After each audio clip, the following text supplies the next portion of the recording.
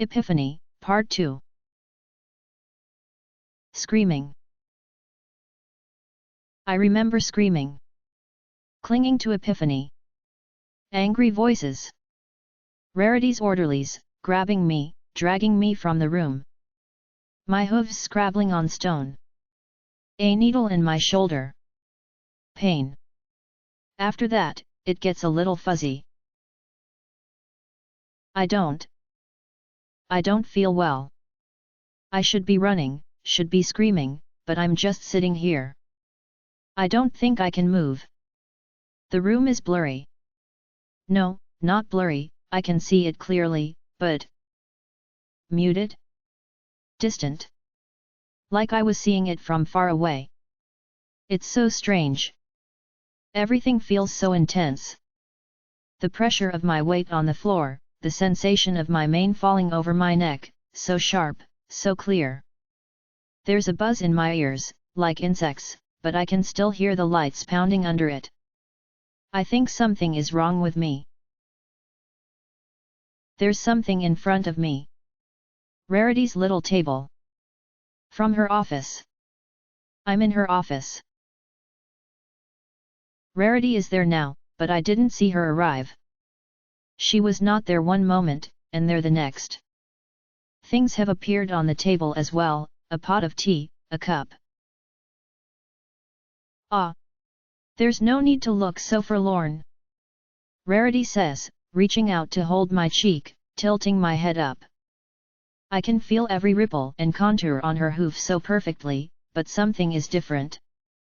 Her hooves feel empty. Absent. Everything in this room has little protrusions, little scratches, and I can feel them all so clearly. But her hoof is flawless, so smooth I can hardly sense it. I can only tell it's there because of those hoof caps, and they feel sharp. They have an edge to them. A real knife edge, dragging over my cheek. How are you feeling? A bit calmer, I hope. I nod. Slowly, evenly. I don't want her to cut me. That's good. You had me worried there for a moment. Rarity says with a quiet chuckle. You had my ears ringing, for that matter, she adds, brushing her mane back and giving a little toss of her head. You certainly know how to make yourself heard, don't you? Please don't kill me, I say. My voice sounds so rough, so scratchy, weak, and torn. Rarity only laughs. Kill you? Oh, my dear Siren, why would I ever do that? You're my guest, remember? Her hoof gives my cheek a little stroke. My protégé, she says, smoothing out the last word as she straightens my mane with her magic, just a little tug.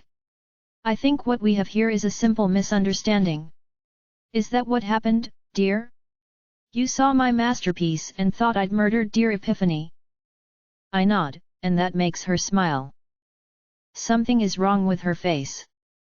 I know that smile is light and amused, but she seems angular somehow. Jagged. Oh darling, don't be absurd. What use would I have for a corpse? She asks, with a smirk and a little half-laugh, shaking her head. You touched her, as I recall. Did she feel like a corpse to you? She felt like... I say, quiet and shaky. I don't know what she wants me to say. What can I possibly say?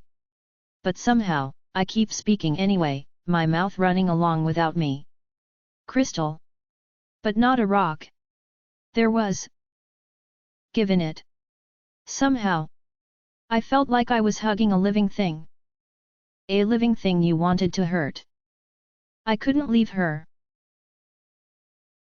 Well, of course, Rarity says, with an approving nod. Crystal ponies are living things, after all. Thinking of imperial crystal as stone is like thinking of flesh as a pile of carbon. Technically true, but... She pours a cup of the tea, taking in the coppery scent with a long breath, shutting her eyes to properly savor it. You lose the wonderful subtleties. She's a crystal pony? I ask, staring up at her. The tea looks different, like Rarity looks different. It's not scalding, it's boiling, churning angrily in the cup, but the air around it is frigid, like the steam was an arctic wind. Rarity nods. Far better than simple petrification. It's actually quite easy to physically transform one pony breed into another. Well, easy if you're me, anyway. She clarifies with a little wave of her hoof. The problem is that a physical transformation alone is useless. I can cut off a Pegasus's wings and give him a horn, but he's still a Pegasus. His spirit remembers that its essence flows out of his wings. She makes a slow gesture with one hoof, as though reaching out to capture something, and then spreading it out to one side. Even if his body has forgotten. Her body thinks it's a crystal pony, but her spirit knows better. She's a pony of the earth, and her magic will not animate the stone. And so, she sleeps. Living in that moment forever. I looked down at the table. I know. I knew. I saw it in her eyes, felt it when I touched her. She was my friend. She is your friend, and so much more, Rarity says, reaching out to tilt my head back up, looking me in the eye. You have the gift, Siren. She couldn't see you, but you could see her in that glorious moment. And now, you'll have eternity to study her, appreciate her, watch the light sparkle through her and come to know every nuance of her being. You will understand and love her as no pony ever has. It's a wonderful gift you've given her, Siren. I try to look down, but Rarity's hoof is still under my chin, and I feel the silver cap press into me. It's so sharp I don't dare move, pinned in place by that knife's edge. Is this what Green felt in the lift? Is this why she couldn't move when Rarity touched her? She didn't want that. Oh, don't be silly, Siren. Rarity laughs. What else would you have done? Release her? So she can decay and mutate and go mad like the others? Turn into a mockery of all she once was. Her laugh runs through her words, but slowly trails away, replaced by a quieter smile. No. You and I both know that this is better. This is the way things should be. I don't say anything, and after a little while, Rarity's smile grows thin. It never fades completely though, never becomes open displeasure. She can be patient with her pupil, when that pupil is being a bit slow. Tell me you disagree, Siren. Tell me that this isn't more valuable than anything else she might have done with her life. My breath is coming in starts, weak and trembling. That's not the point. Evading the question is poor form, Siren, Rarity TSKs. But tell me then, what is the point? That Celestia wouldn't approve. Silence. My breath catches in my throat. Oh, don't give me that look. She laughs, a deep and amused chuckle. Of course I knew. Really, how stupid did you think I was? She asks with a playful, though somewhat irritated air. Tolerating me. Trixie's supposed to have been caring for you your whole life, but you obviously hate her, you never asked after any foster parents or friends, you're wholly ignorant of the most basic facets of life here, and you showed up right after a ship from Equestria sunk in our waters. I somehow managed to put two and two together. You're a gifted creator, Siren, but you're... well... a bit easy to read. I don't. She lets out a little hiss of breath, pushing her hoof up under my chin, that knife edge forcing me to sit up straight, to move as she indicates if I don't want my throat cut open. You've learned very well, Siren, to your credit. The veil is parted from your eyes now, but you will never see clearly while you still cling to these ridiculous notions. I do have to admire Celestia's work, she tried very hard to turn you into something you're not. That mask is starting to slip though. She flicks her other hoof, as though to knock something away, and it's time it was done away with. I'm not. Drink your tea, Siren, she orders, pushing the cup towards me. The only cup on the table. To those who seek the truth are all truths revealed. Drink it, and wish to know who you truly are. I reach down for the cup.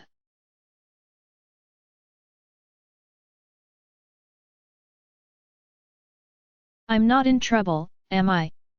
I ask for the third time, as Ms. Springbreeze leads me into her office. She's the orphanage matron, or administrator, but I always think of her as the matron. She's got that nice old pony feel around her and she smiles when I smile at her, and she's got a jar in her office full of sour balls and she doesn't mind if you take two. I'm always really careful to stay on her good side, and I've never had to come into her office like this before. Well, except that one time, but every pony told her that Fig Leaf started it, so I got away with that. No, Siren, you aren't in any trouble, she says, guiding me to the pillow in front of her desk. She's one of those ponies who gets back pain in chairs, so she just has something soft to sit on instead. I mean, I think that's good. I'm not really in trouble. I didn't do anything wrong. I'm probably in her office for other reason. I'm not in any trouble. You want a sour ball, Siren? She asks, sweetly. I'm in trouble. No, Miss Springbreeze. I say, shaking my head and looking at the floor. What did I do? I haven't done anything wrong. Recently. That she can prove. I bet it was Rock. He blabbed about that time we made Glowstick eat a glowstick. She didn't even throw up that much. And she's a jerk, so she had it coming. Siren, It said non-toxic on the box. I say quickly, and very, very innocently. She looks at me for a while. A long, careful glance. I kind of want that sour ball now. But I shouldn't. Siren, she says, starting again. Ms. Dog-Ear said that something came up during your trip to the library, which she wanted me to talk to you about. I'm pretty sure it's a misunderstanding though. You're not in any trouble. Okay. She asks sweetly, and I nod, even though it's not true. I'm in the worst kind of trouble. The kind where you messed up so bad they're worried about you. That's the kind of trouble that gets you held back a year in school or sent off to another home. I don't want to have to go away. I have friends here. Now, can you tell me what happened at the library? Yes. I say, trying to think. What happened? I didn't do anything unusual or get in any fights. I actually did exactly what I was supposed to. We had an hour to look through the young readers section and pick our favorite story. Then we had to say what we liked about it and what we would change if we wrote it. And what story did you pick? She asks. Did I pick the wrong story? I can totally pick a different one. I say, quickly. It wasn't that good a story anyway. I can just do the Mare in the Moon. Half the group did that one because every pony knows it, so you don't have to actually read it, and you can say that if you wrote it, Princess Luna would get over her jealousy right away instead of being banished. Siren, you're not in trouble, she says, reaching across to brush my mane out of my eyes. A unicorn could have done it with magic, but she's an earth pony, so she has to lean all the way over. I bet that hurts her back. Please, tell me what story you picked. I picked The Daughters of the Unicorn King. It's an old fairy tale, I say. She doesn't seem all that mad. I bet Ms. Dog-Ear just told her stories or something. She always hated me. And what happens in the story? She asks, sitting back down behind her desk. Well, in it, the Unicorn King has 2 daughters, I say. Maybe Ms. Dog-Ear was upset that I didn't pick a full story? I'm a really good reader. The older sister is charming and beautiful, and the younger is a powerful wizard, but ugly.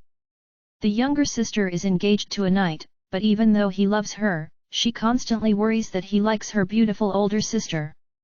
So, one night, she curses her sister, transforming her into a hideous monster. But the knight sees that the monster isn't evil, realizes what the younger daughter did, and disgusted, leaves her. She realizes that every pony loved her because of what was inside and not what was outside, and cures her sister. Miss Spring Breeze says, nodding. And what did you say about it? I said that I liked it because the evil wizard is actually punished for her actions, instead of just realizing what she did wrong and everything goes back to normal, I say.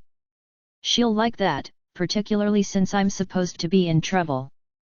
That does seem to go over well, and she nods for me to keep going. I mean, it makes the story feel more real. And did you tell Ms. Dog-Ear that? Miss Spring Breeze asks, but she doesn't sound so upset. I knew it. Ms. Dog-Ear was making stuff up about me like she always does. Yes, Miss Spring Breeze. I don't think I said it exactly that way though. Maybe she misunderstood me. I say, a little more cheerful now. I relax a little too, and look extra cute, and Miss Spring Breeze smiles at me. I think she must have, Siren, Miss Spring Breeze says, relaxing as well. Phew. That was close, but no harm done. And, what did you say you'd change if you wrote it? That I'd have the knight kill the older sister instead, I say. She pauses at that, going a little stiff, looking down at me more closely. Puzzled. Like she wasn't quite sure what I said. Did I say something wrong? I mean, when she's a monster, I clarify. I'd have him slay her when he thinks she's a monster. You don't think that's a little sad, Siren? She asks, but her voice isn't relaxed anymore. It's guarded? Tense? I've never heard her talk that way before. What did I say? Well, I guess, but right now, the younger sister is only punished because she got caught. So, really, she's only sorry that she didn't get away with it. I say, quickly. She'll like that, right? Teachers love it when you talk about being really sorry instead of just sorry you were caught. So, I thought it would be better if she never gets caught, but the knight kills her sister and she realizes that she's murdered her only sibling. That way, her marriage is ruined and she lives in guilt for the rest of her life and it's all her fault. What did I say? I've never seen a grown-up look at me that way before. Stiff, tense. Not angry now, not worried, something else.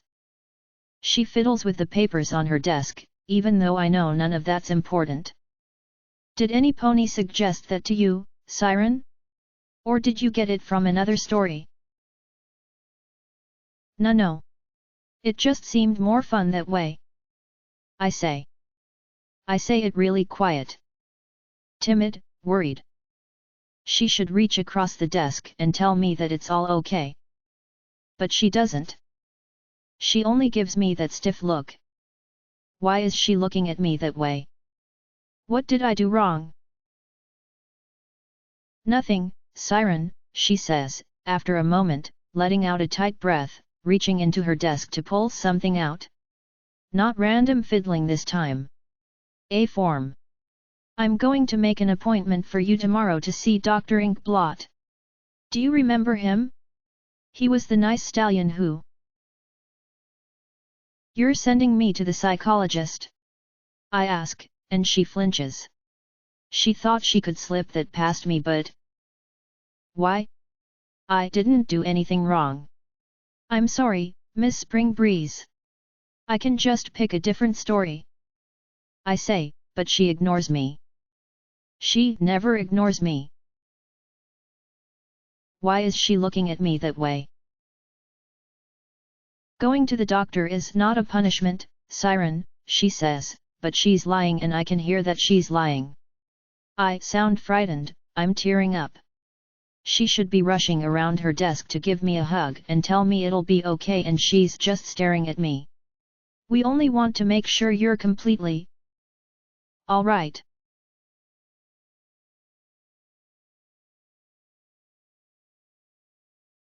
Rarity refills my teacup. It's not true, I whisper, looking at the table. There's blood on it, dripping off of Rarity's hooves. Is that mine? I don't feel hurt. They said I was normal. I didn't choose where you went, Siren, Rarity says, shaking her head. But tell me, is the story better that way? That's not the point, I answer. What is the point? She asks. It's not okay to torment ponies for your own enjoyment, I say, still looking at the table. I don't think that blood is actually there. It drips and drips but never seems to pool or congeal. Artistic works about happiness and friendship are just as meaningful as works about pain. I suppose you would know, Rarity agrees. As the princess's student, you must have learned a great deal about the power of friendship. I don't. I don't want to. Show me, Rarity orders. Show me the truth, Siren. I pick up the cup.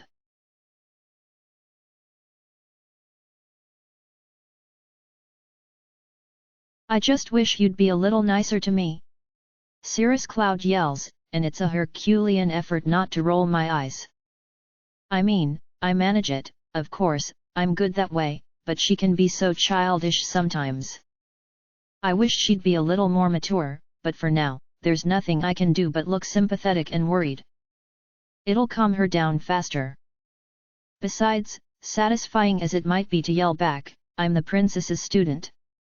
I can't be seen shouting in the palace halls like some spoiled noble's foal. Cirrus? I ask, leaning over to her. I reach a foreleg out, like I was going to put it over her shoulder, but then I stop, returning it to the ground. The hesitation fits my expression well enough, a little unsure, a little concerned. When was I mean to you? All the time. She yells, petulant and angry, and I make myself look hurt. The things we go through for our friends. You always take credit for everything I do, and we always do what you want. Letting the foals from the city come and see the empty parts of the palace was my idea, but every pony thinks it was your idea and that you're just so sweet. She actually sneers down at me as she finishes speaking, letting out a snort and turning her head away. I know that was your idea, I say, pulling away a little, glancing at the floor. She leans towards me on impulse, a reflex I doubt she's aware of. And I told Princess Celestia it was your idea. Lots of times. You heard me say it. It was the way you said it, she insists, but she's not yelling now. Instead, she's trying to hold a glare, her stare flicking between me and the floor. Oh, I say, quiet, still, weighty but flat. A short pause and scratching the back of my head with a hoof sells it, and I quietly ask, how did I say it?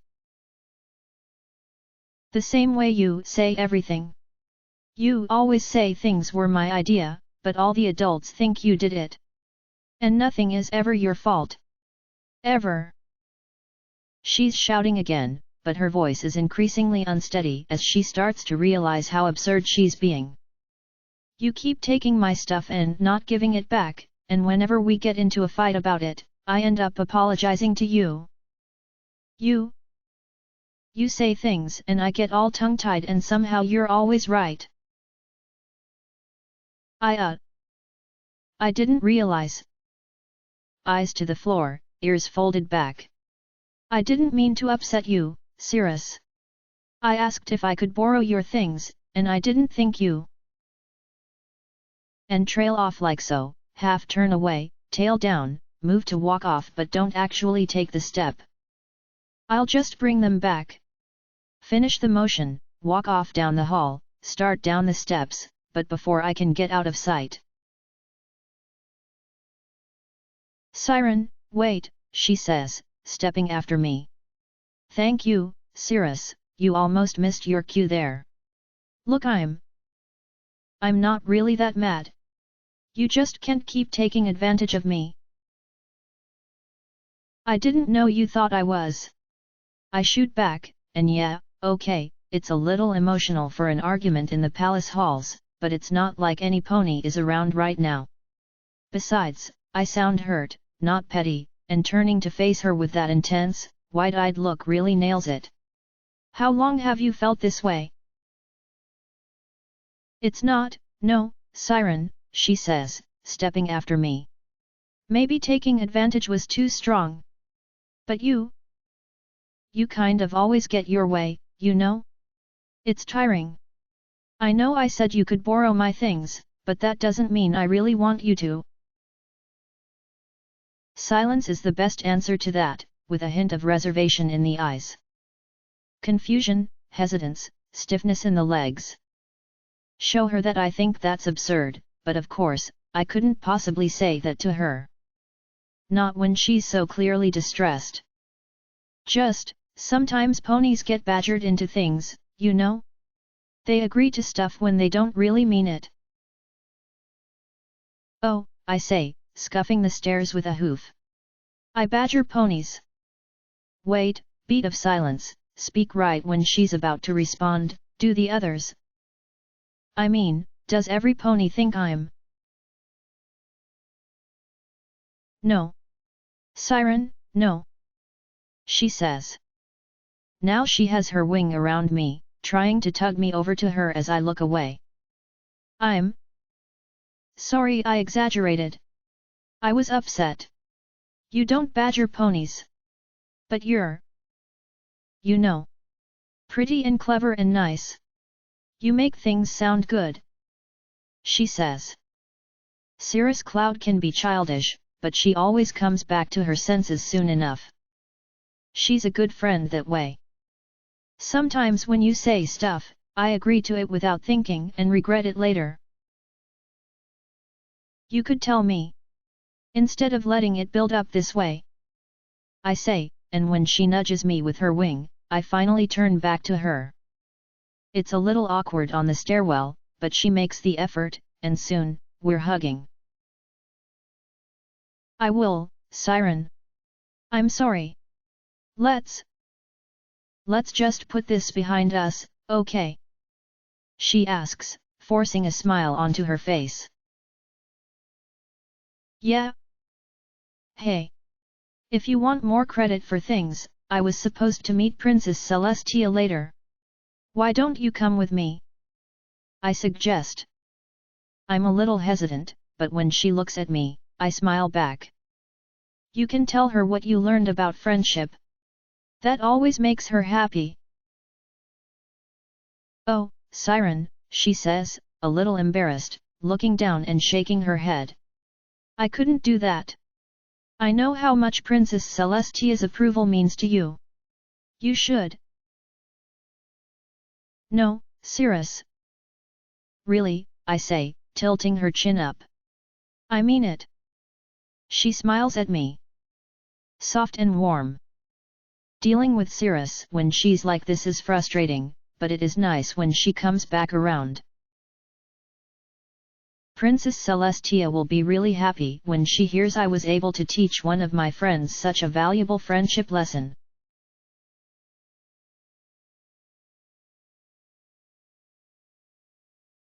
It's not true, I say, tears welling up in my eyes. Cirrus. I'd forgotten her. It didn't happen that way. Was the vision inaccurate? Rarity asks. She's wearing something. Glittering gold. But it won't come into focus. Laurels rest on her head, of red and blue flowers.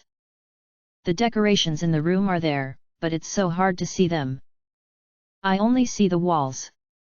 An empty, perfect, sterile box. That's not the point, I say. What is the point? She asks. Every pony has moments of weakness. When they're cruel or selfish or dishonest. I say. What matters is that they make things right. That they learn from what they did wrong and become a better pony. Ah, and I suppose you did become a better pony after that. Learned from the experience. Rarity says with a nod. I don't. No. I don't want to. No. Not again. Understanding comes upon us if we would wish it or not, Siren. Rarity says, letting out a disapproving tut. My hooves move like I'm a puppet on strings. I'm trying to pull away, trying to press them flat, but my body jerks forward without me, forcing me down, forcing me to pick up the cup, my mouth craning open.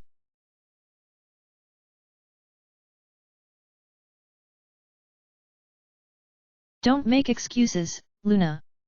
Princess Celestia bellows. I've never heard her shout like that, never seen her lose her temper. She pulled Luna away, of course, told me to wait outside and went off to some private room. But it's not private enough, not if you know the little places in the castle where sound pools and lurks. Your behavior out there was outrageous. You're the princess of the night, and you berated a child until she cried. Perhaps she deserves to weep, Luna answers, quiet and even. I can't see her, but I know she's scowling. I rub the tears off my cheeks. She always hated me. Her voice carries through the old stone to the little nook in the wall I'm curled up in. It's outside, behind the rose bushes, but with a little magic, you can hear the entire south wing of the palace from here, clear as a bell. Luna, you, Princess Celestia snaps, momentarily left at a loss for words. I can't believe what I'm hearing. She finally yells, shock and anger running together in equal measure. She meant well, Luna. Even if her gift was a bit personal, you've no right to. Her gift did not offend me, Luna says, cool and controlled tones cutting off her sister's hot and quick words. It was the most thoughtful gift I have received since my return to Equestria, a reminder of better times and sweet memories I had thought lost. I am angry, sister, because she did not have good intentions. She wants you to like her, Luna. Celestia insists. That's right, I did. She's a very bright young filly and it is that intelligence that I fear, sister, Luna answers smoothly. Her cleverness is hard and unkind, a thing of cogs and springs steeped in an oily mix of arrogance and prejudice. You have given her the knowledge of compassion, but it has only made her cynical, and she used that knowledge against me today. I would not bow to her wishes, and so she shaped my memories into a weapon, a weakness she could exploit to destroy me. That's not true. I just wanted something that would make her smile. For the star's sake, Luna! Celestia shouts, exasperated at how stupid her sister is being. It was a birthday gift. She's only a child. She's only one pony, Luna answers. Her tone is strange, like she was agreeing with Celestia. What can she possibly do? Silence. I couldn't say what makes one silence different from another, but I can tell them apart. I can see Celestia step back, her hoof hitting the ground, her face flat. She'll step up now. She'll step up and start yelling and tell Luna she can't talk about me that way. Luna can make up all the lies she likes, the princess will never believe her. This isn't like that, Celestia answers. She's no longer bellowing, and she sounds uncertain. It's not like what? It's not like what, princess? Do you question her ability? Luna asks curtly. No, I. Do you question her will? Luna asks again. That's not the point. Celestia snaps, left on the defensive. What's not the point, princess? Given the right circumstances, Luna says, slowly and carefully, she'd kill Equestria just for the pleasure of watching it die. What? Where is she getting this from? From a birthday gift? I can imagine Celestia's face, wide and confused, wondering if her sister has gone insane. She'll back out of the room now. Make her excuses. Go figure out what to do, that's it. Celestia says nothing for a while, drawing a breath. I know. What? Yes, under the right circumstances, she could turn into a monster, Celestia says. What? No, I couldn't. But there are lots of ponies with the potential to do harm, if the circumstances were right. I will not condemn any of my subjects for things they might do. Her tone is firm, but her voice is shaky, uncertain. I'd expect a pony with your history to understand. It is because of my history you should listen to me. You could not believe that your own sister would turn against you, and all of Equestria nearly paid the ultimate price for your inaction. The crystal ponies endured a generation of slavery because you could not accept that the foal you knew would grow to become a tyrant. Equestria starved and burned because you refused to believe that. Luna trails off, and I hear the rustle of feathers. Something happening between them. When she continues, her voice is gentler. You love your little ponies too much. It blinds you to what they're becoming. Celestia says nothing. Sister? Princess Luna mutters, so quiet I have to cast the spell again. Why isn't Princess Celestia saying anything? Siren is not Twilight. You're not the only one who misses her, and you're not the only one who bears the blame. I should have been there. I should have been by your side. But I was a fool and let myself be manipulated, and I did nothing as my kingdom burned. There's not a day that goes by that I don't wish I'd acted differently. But Siren isn't her. Cut her hair, dress her up, teach her to be a wizard, it will not bring back what you've lost. She doesn't deserve Twilight's place. I know, Celestia says. What? But I can't keep Equestria safe by sacrificing what it stands for. I won't, Luna. Siren deserves the same chance as any pony. Celestia is saying more, but I'm already running, out of the little nook, through the bushes, and off into the palace grounds, tears streaming down my face.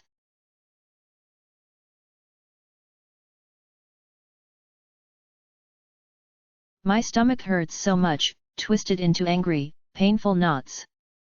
The room seems to be spinning, swaying back and forth. I can see Quick March by the door, but his uniform is gone, and his wings too, like he was an earth pony. Instead, he's wearing a cloak made out of knives, long shards of jagged metal. Rarity is different too. Her outfit is gone, and instead, her coat is a pure snow white, without a single blemish or cutie mark to be seen. It's like staring at a glacier in the sun, an infinite sheet of white. Her hooves are made of silver, and come to a sharp, bloodied edge.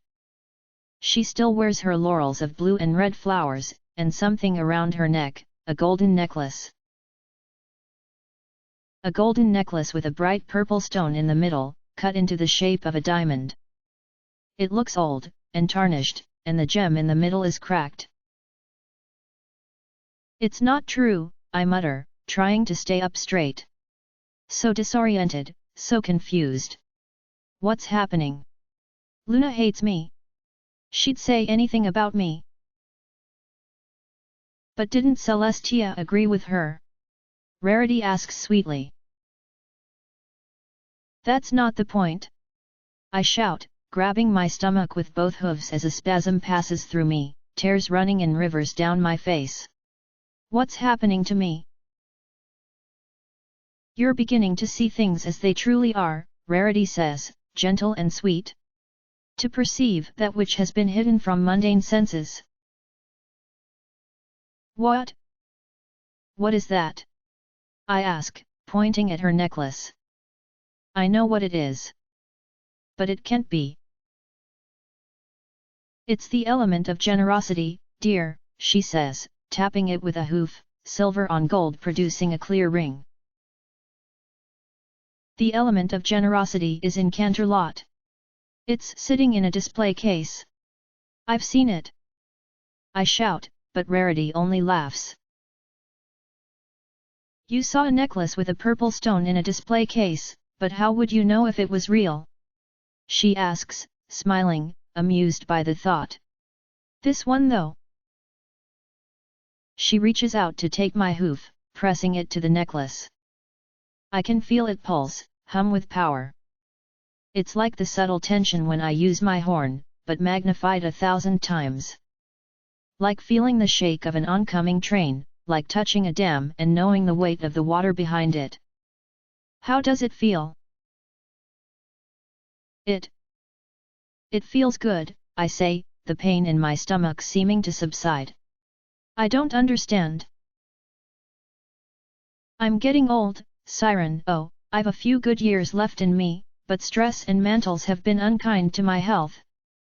She says, brushing my hoof over the gold. The time when I must pass this torch to another will be soon upon me. I've seen it in you, Siren. You can give the ponies of vision the most wonderful gifts, bestowing meaning and beauty into their otherwise empty lives. No. No, Celestia wouldn't want that. I say, and Rarity slaps my hoof away. At once, the pain returns, doubling me over and leaving me on the floor, curled around myself in agony. Celestia this, Celestia that. What does Siren want? She demands, leaning over the table. The lights around us seem harsher now, and every time they beat, they casts her face into long, dark shadows. I don't know. I scream. You don't know, or you don't want to know? Rarity asks, yanking me up. Seek the truth, Siren, and it will be revealed to you. No, please not again. Show me what you desire most in the world. Hot liquid rushes down my throat.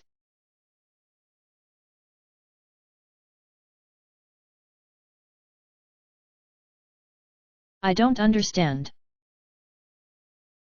Who's there? Green asks.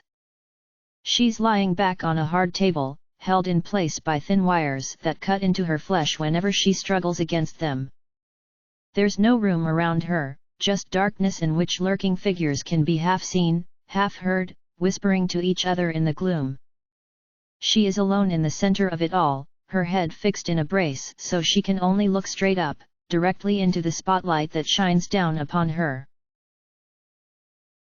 It's me, Green, I say, leaning over her so she can see me.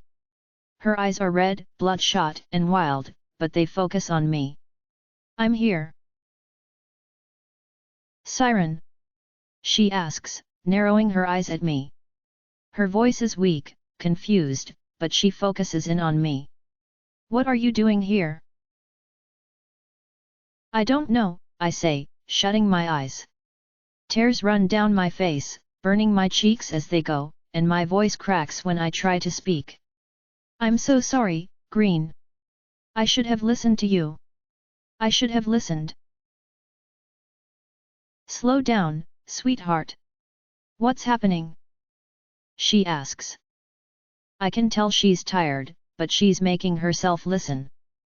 She wants to reach for me, but even that instinctive little motion cuts her, a fresh wave of blood running out onto the steel. Rarity? I can't say it. How can I say what she's done without sounding like the weakest, most pathetic sort of creature? How can I say I betrayed my only friend? I don't know what to do, Green. I don't know what to do. She made me drink this potion. I'm supposed to see what I want. I don't know why it brought me here. I don't know what you want, sweetheart, Green says. She sounds so weary, shutting her eyes and stilling her body as she tries to gather enough strength to talk. But if you drank anything Rarity gave you, what you need is to puke right now. I'm serious, Green. I shout. She thinks I could be the next element of generosity. She wants me to take her place. She thinks I have it in me. Come now, sweetheart, Green says, opening her eyes again, looking up at me. She's trying to reassure me, forcing a calm little smile onto her face, under those bloodshot eyes. Do you really think you're a monster like? Yes. I scream, voice ragged, starting to sob. Yes, Green. I am, and she's right. I cry out, barely comprehensible. I could be her. I could run this awful place and I'd enjoy it. I'd be beautiful and powerful and every pony would adore me or die. I want it, Green. It's horrible but I want it. I say, looking down at her. Help me, I whisper, and my voice is as strong as glass. She's strapped to the table, but I'm the one at her mercy, staring into her eyes, begging. For a moment, Green stares back at me, not sure what to say. Then she lets her head fall back, looking up into the light. You got it all backwards, she says, drawing a weak breath, trying to stop the wires from cutting into her barrel. Ponies don't do terrible things because they're monsters. They're monsters because they do terrible things. I would know. She says, shutting her eyes. It's your choices that make you, sweetheart. I'll believe that you might be a little screwed up in the head but who cares? She asks, with a derisive sneer, a snort of breath. You've got a lot of bad habits to break, Siren. Starting with the idea that the universe gives a care what makes you happy. She forces herself to draw a breath, wincing into the cuts. You know what you need to do. You just wanted some pony to push you into it. Quit whining and do it. I don't. Now. I reach under the table. I find the spot where her restraints connect to the metal, and I slide them off. They come free with a loud pop, the wires going slack. My horn glows, a telekinetic nudge down my throat.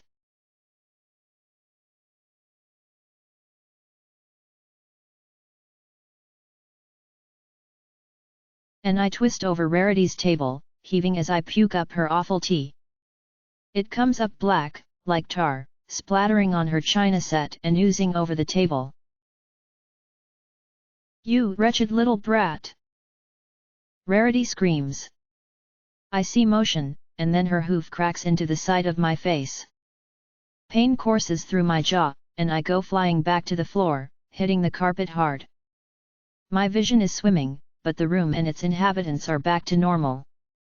I can't see the element of generosity anymore, but on the table, whatever I puked up hisses and spits like an angry serpent, corroding its way through the wood and sending up thick rolls of black smog. It's my curse, Rarity says with a sigh and a heavy shake of her head. It's my eternal curse. She shouts, voice raising the more she talks, becoming more hysteric with every word. I give, and I give, and I give, but for all my generosity, I'm surrounded by ingrates. She screams the words so loud her voice cracks, taking on a rough, scratchy quality. I try to crawl away, but her horn glows, and she picks me up like I was a child's toy, hurling me into the wall. I hit hard, feel the wood smash into my sides. There's a flash of pain, the wind knocked out of me as I crumple to the floor, my breath coming in sickly wheezes. I gave you understanding, purpose, meaning, joy. I offered you freedom. I offered you happiness. I try to get up, but her hoof connects with my face again before I can, smashing my head back against the wood. This time, the pain is sharp, my ears ringing as the room wobbles and spins. I gave you everything. She screams, lifting me up to look her in the eye. You? I say. It's hard to speak. Like my mouth was full of mud, slurring the words together. Epiphany. What? Her? She's why you're doing this. Rarity shouts.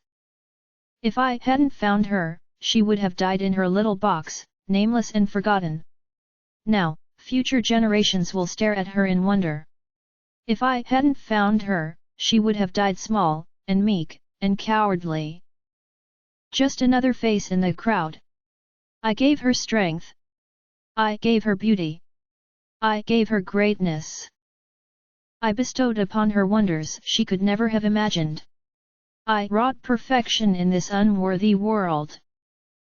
She shouts, her voice screeching, her hoof slamming to the floor to emphasize her words. She stares at me, wide-eyed, nostrils flaring as she pants for breath.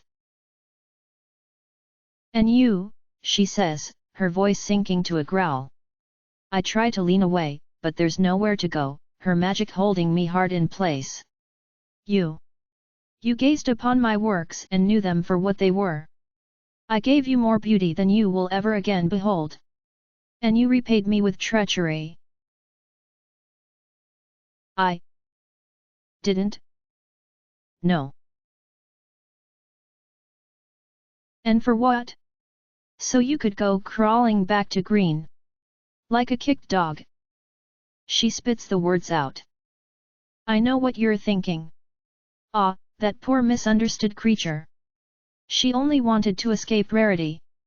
Who can blame her for doing what she needed to do to survive? Rarity says, mocking me with a high, nasal, whining tone. She snorts. She slit a mare's throat for getting better reviews than her. That's your company. That's who you're siding with against the pony who gave you everything. I try to speak, try to say, but it's like my mouth is full of glue. I can't find the words, everything is just so fast, so loud, coming all at once. I'm sorry, Rarity. Do you think she's going to save you? You stupid child! How do you think she escaped last time? Rarity demands. Waiting until I'm busy, getting some poor victim to hold my attention? Right now she's running out the back and leaving you to die. No, no she wouldn't. She wouldn't. She. Do you even understand what you've done? Who you've spurned? The magnitude of your crime? Rarity shouts. I just wanted to do the right thing. You do the right thing and it all works out. That's how it's supposed to work. Gradually, Rarity stills. Her wild motions and sharp gestures slow, her yelling stopping as her breath comes in pants. Her wide eyes narrow, fixing me with her gaze as her muzzle twists into a sneer. Beg for your life, Rarity orders me. Beg for your life you miserable stain, and maybe I won't skin you alive and turn you into a coat. Please don't kill me, I say, trying to pull away from her, trying to break her stare. What was that? Please don't kill me, I say, sobbing the words out, trying to get away from her. I don't know what to do. I don't know what to do. I want to live. Too bad. Rarity snarls, her horn shining. I can feel that same tension as when she fixed my shoulder, the knife point under my flesh, traveling all across my body. A pony screams, a stallion. Rarity turns her head, looking to the sound. The door to her office crashes open, one of her orderlies flying through it. He's dead, you can tell by how he lands, twisting up around himself and sprawling out over the floor. Quick March flares out his wings, turning to face the entrance. Green! I cry out. She's here. She's going to save me. She's limping and covered in blood and armed with one of the guards' clubs and a broken bottle, but she's here. She looks at Quick March, but fixes her gaze on Rarity. Leave her alone, Green says, her hooves set apart, braced for action, her horn glowing. She's going to fight for me. I can kill her from here, Quick March says. There's something off about his wings. They flex too much, and the feathers are too straight.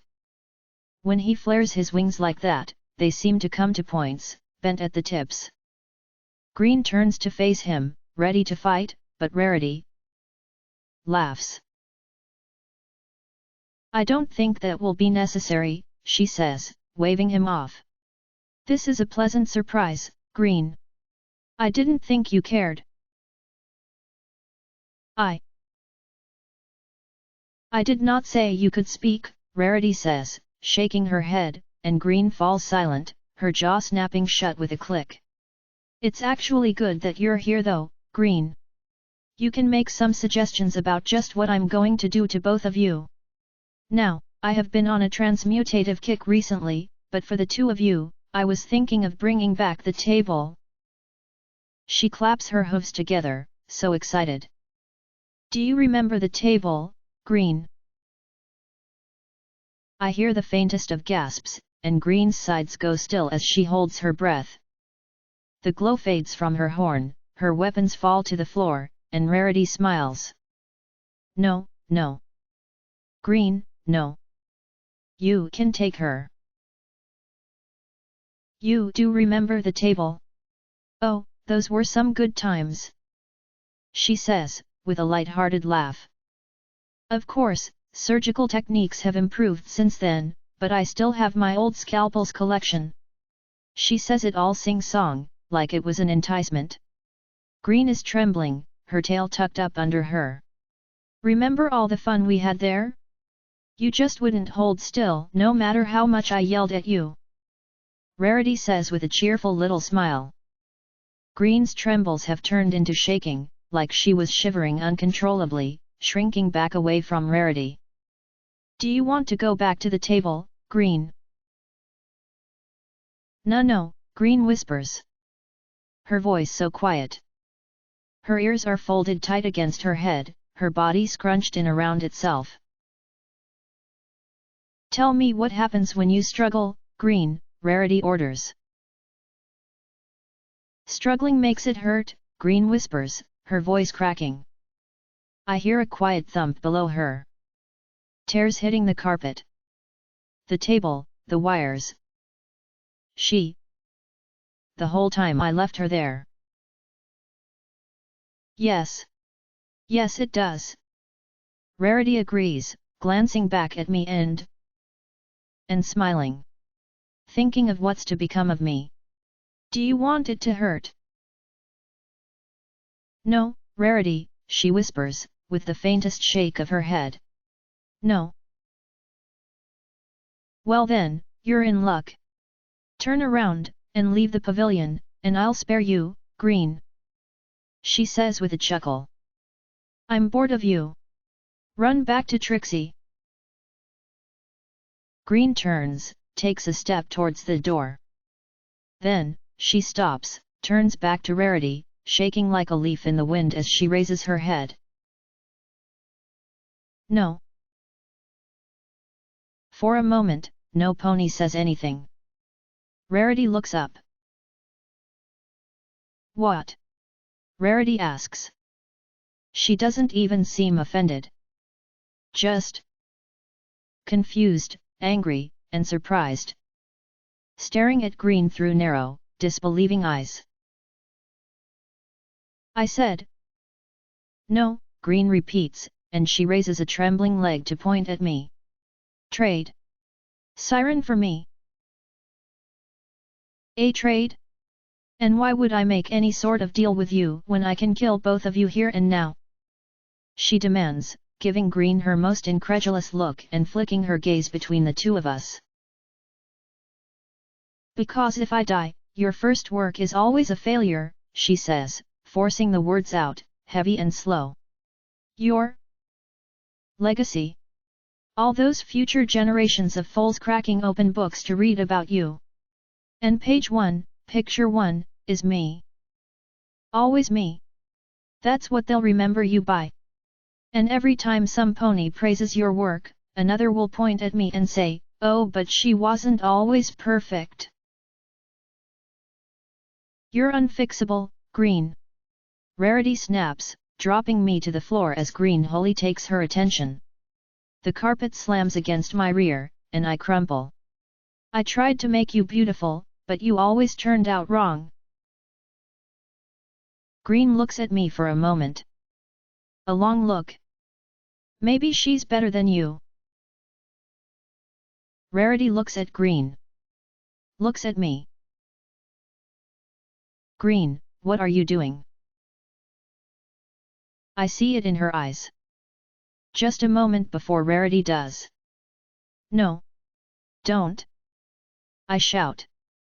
But Green only looks at me, and shakes her head. What starts as an ah in Rarity's throat soon builds to a high-pitched squeal, and she claps her hooves together like an overexcited school filly. Oh my goodness, I can't believe this is happening, oh, this is so perfectly beautifully tragic. The horrible monster redeems herself for the love of this sniveling little stain. I could have done better, granted. She makes a little circular motion of her hoof, a wide and open gesture, but it's a first work. History will forgive me for that. Oh, yes. Unbroken record. She grins, drawing a breath in between clenched teeth. Deal. What? Quick March asks, quickly stepping away from Green. Ms. Rarity, this.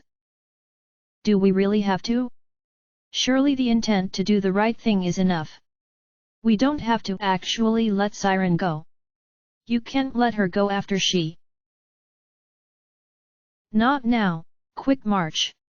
Rarity snarls, and he backs away sharply, like from a dangerous animal.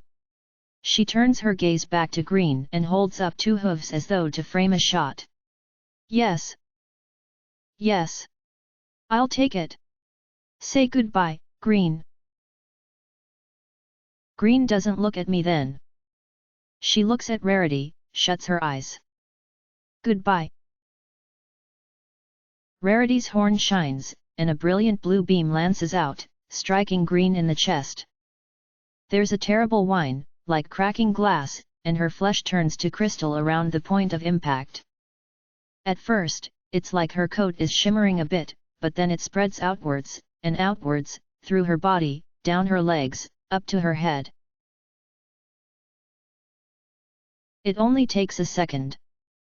Maybe two. Then. She's still. Glittering there, her last moment preserved forever. She just looks so sad.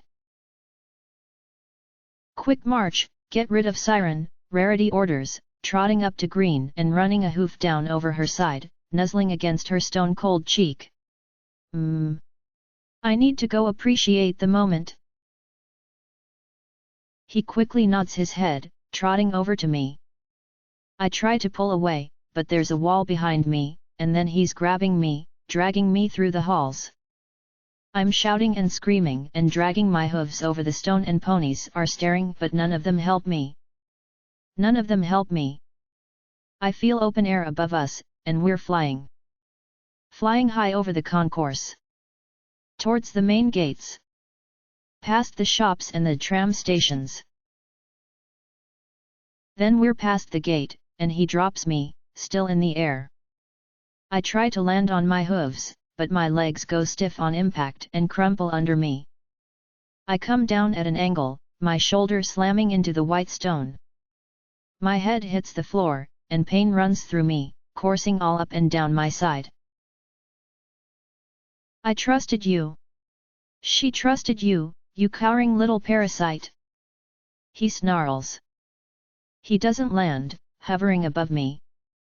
For a second, he seems to debate killing me anyway, his feathers flexing in that unnatural way as he glares down at me. Finally, he just snorts. I hope security rapes you. A sharp flap of his wings carries him off, back over the gates. I'm able to push myself up, and I turn to watch him go. I watch him through the bars of the wide gates until he's lost to sight, and the concourse is empty again. It's quiet. End of chapter.